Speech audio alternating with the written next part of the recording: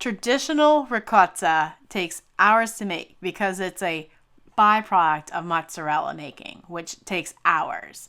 But this is a quick method to make ricotta, and in less than an hour's time, you can have ricotta.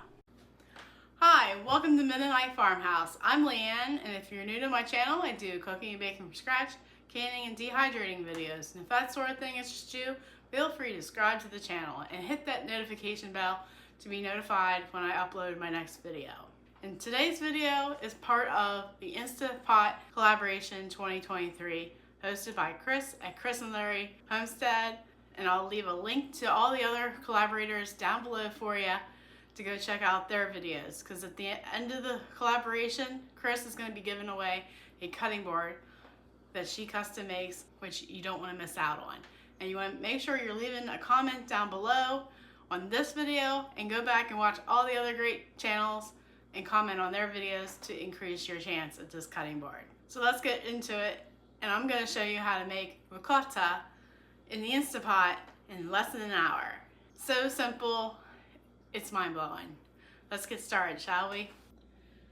To make a quick ricotta, we're going to use a heaping teaspoon of citric acid and 64 ounces of milk.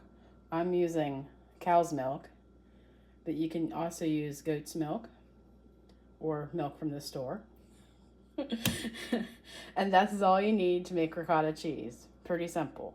You want a good quality citric acid that's food grade, and I'm using from a cheese making company, and I'll leave a link to this company and a link to one off of Amazon for all who have Amazon Prime down below.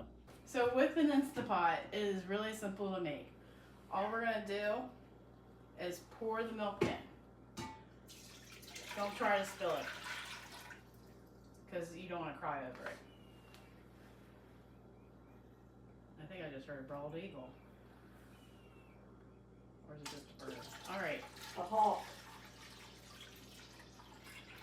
All right.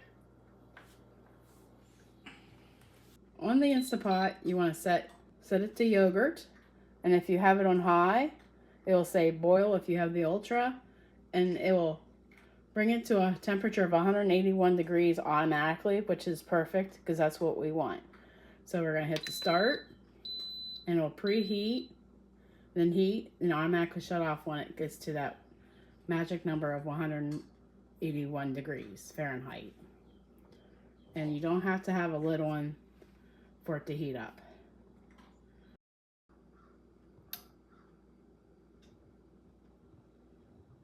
It's like a watch pot. It never boils.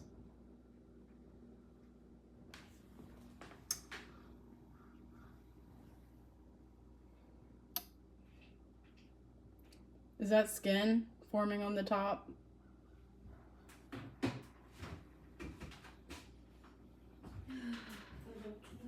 see. Possibly. When your milk reaches 181 degrees, your Instant Pot will say yogurt if you have the ultra. Alright, so we'll add a heaping teaspoon of citric acid. Do I sprinkle it on top? Yes. And do I stir it then? Wait a minute, and well, not a minute, a half a minute, like 30 seconds, and then stir it. With something stainless steel? Oh, definitely.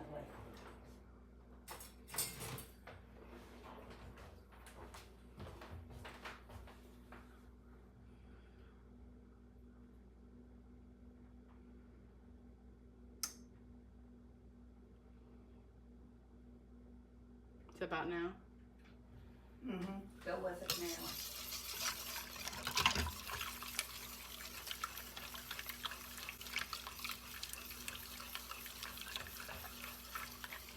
How long do I stir?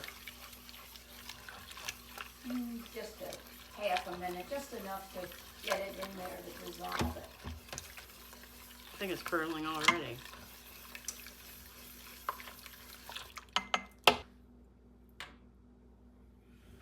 Now should I time it like 15 minutes? Yeah, I think about 15. You want to give it time enough to make the ricotta. And about halfway through, this is what it starts to look like. The whey is separating from your cheese. All right, it's been 15 minutes. And look at that. All I had to do was pour milk in here, sprinkle some citric acid, and we got curds. How simple is that? All right, I have some cheesecloth, a colander, and a bowl. I'm going to use the bowl to collect the whey because there's lots of different things you can do with whey. Like make bread with it. So you want to make sure, not like me, buy the right type of cheesecloth. This is for furniture work. So I'll admit to my mistakes, but I'll make sure I'll get you the right cheesecloth link down below. So we're going to strain our mixture into the cheesecloth and the colander.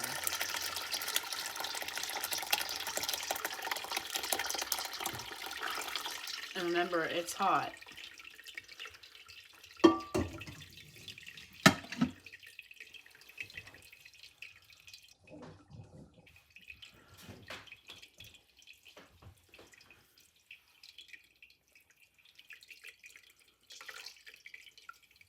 You're going to let that drain.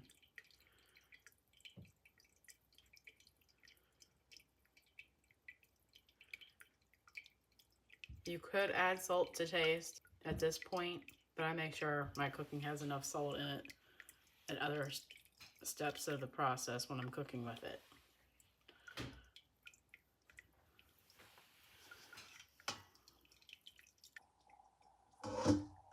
And with the Instant Pot, it's best to do a half gallon of milk at a time for best quality.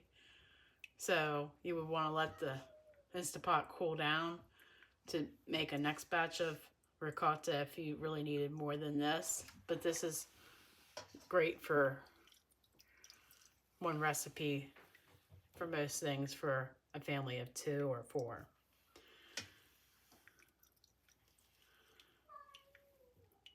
But this is quick and easy. And it's just a little bit of time and lots less effort than you think. And you want to make sure you wash your cheesecloth again and again after you've used it, because you can use it till it wears out. It's not a single-use thing, which is great nowadays because we're living in a throwaway world. But I try to be resourceful as much as possible. How long do I let this sit here?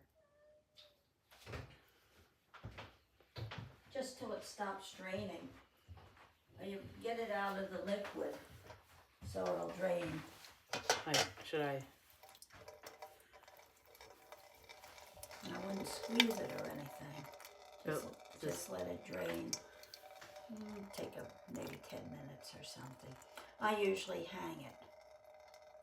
I tie it and then I hang it. I don't know where you would hang it. Off the tripod. It's starting to drip. That's a good sign. So it's sitting back in the way. Yeah, I'm trying to. Yeah, it's just Making it loose. Yeah, you better hang it. If it sits in the way too long, it'll clog together in a lump. And you don't want a lump.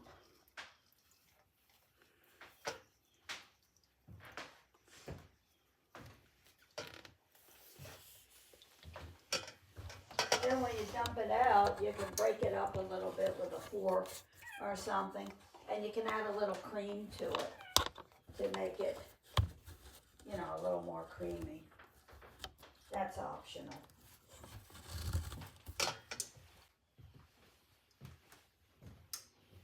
When it stops dripping, you can, it's done. You want to get the whey out so it don't go sour on you. Where I hang it, I hang it over the sink because I don't save the whey. if a recipe called for milk, a lot of people will use the whey, but if it calls for milk, I use whole milk. And I don't give it to the chickens because I don't want the gnats and flies or the stink, because it will sour and they will spill it. Looks like it might have stopped. I don't want to touch it. I might jinx it. The thingy up there. But it looks like it stopped dripping. Look at it. There's a little dripping off that loose this. Mm-hmm. But I think the actual ricotta stopped dripping. As soon as it stops dripping, you're ready to put it in a bowl and mix it up. Break it up a little. Whey is very good for feeding your sourdough starters to give it an extra boost. Also, I'm going to try it in bread. They say it's good. We'll find out, truth be told. And in my first video I made on my channel, how to make yogurt in the Instant Pot, I give you 10 different uses for whey. I'll leave a link in the iCards to that video. And you want to make sure you're chopping it up into smaller pieces so it's not one big lump before you put a lid on it and seal it and then put it in the refrigerator. Or just make it into a yummy lasagna or a spaghetti pie. I'm sure you can find uses for ricotta. Thanks so much for stopping by the farmhouse today. I hope you enjoyed your visit. And remember, God gave you a great day. Now go do something great with it. If you made it this far into the video, I'm sure you're loving the content of this channel. May I suggest you watching this next? Take care and God bless.